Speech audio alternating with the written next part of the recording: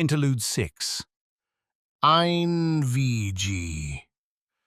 The fire in the middle of the camp cast light and shadow on all the men's faces that were encircled around it at the foot of the mountain where camp had been set up outside Viborg. In the distance, a pack of coyotes could be heard howling in unison, almost as if to invite in the Einvigi on their turf.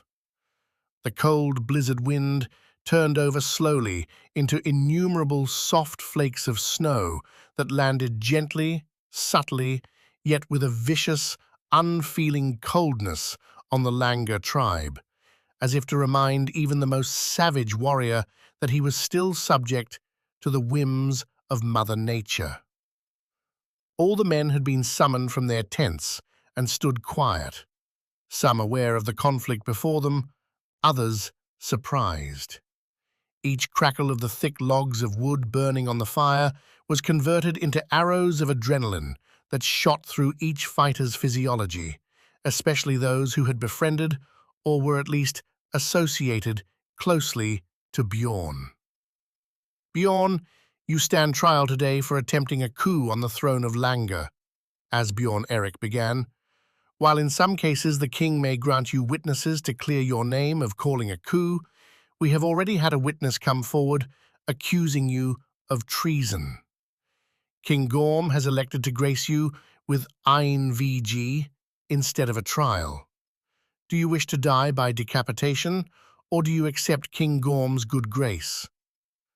I accept Einvigi, replied Bjorn, keeping his head forward and his voice monotone. Drummers! Without a moment's hesitation, one bang was heard, followed by 3 rhythmic bangs repeatedly. Bam, bam, bam, bam, bam, bam, bam, bam, bam, bam, bam, bam. King Gorm was ready to die, Viking. As he slowly drew his axe from his side, one of the warriors standing opposite him spotted from the reflective light of the fire a glimmer of ointment on his blade, wrapped and coated around the weapon's face and sharp edge.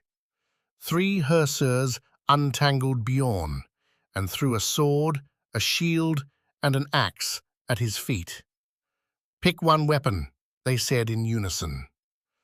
Bjorn, pausing, looking around him, then looking back down at the weapons, knelt down and picked up a shield and sword, gripping the handle gently.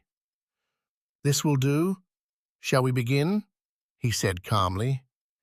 King Gorm, bending his knees with shield in hand, slowly began approaching Bjorn. The two circled one another slowly, with caution, as the warriors stood in anticipation. Yah!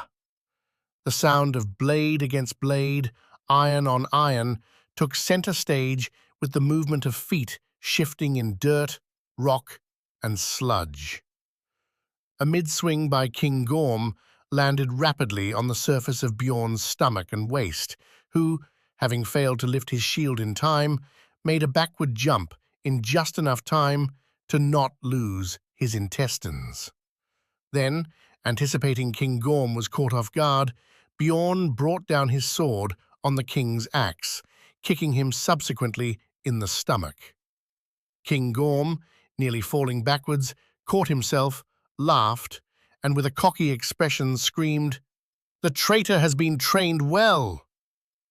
Something about King Gorm's expression, his warped smirk, and his menacing laugh, seemed out of place. This was not the Gorm most of his men knew him as he often kept a serious air about him, most especially in trials of treason. It was this change of expression, of personality, that kept his men on edge. But as Bjorn looked to his opponent, his vision began to blur as the figure before him went from a crisp, finely tuned outline to blobs of grey and black. He then heard footsteps run towards him, the crackling pop of a burning fire, and then black silence. As silence quickly overtook all the spectators, King Gorm stood up with a menacing smile. "We are just getting started," he said aloud, as he began looking around the fire for another name. Asbjorn Erik had given him.